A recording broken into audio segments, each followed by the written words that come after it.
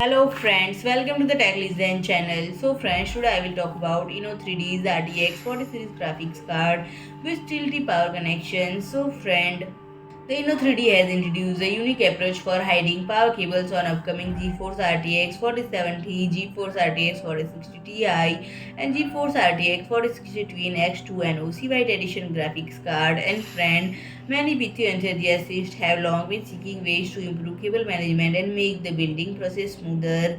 And friend, the benefits of having hidden power cables on graphics card extend beyond more aesthetics. By routing the power cables through the back of the GPU, the installation process becomes more manageable and the overall appearance of build is significantly improved. This innovative design feature could become more prevalent in industry as more companies adopt similar approach, and the ample space provided for bending the cables during installation further simplifies the process, making it more accessible to a broader range of users. And friend, its steel power cable design is not only functional but also visually appealing. And friend, this graphics card feature a stylish white aesthetic that blends seamlessly with matching white cables. And friend, it allows user to access 8-pin PCIe power connector by lifting one half of the back plate, and design choice provide easy access to the power connector while maintaining a clean and streamlined appearance for the graphics card.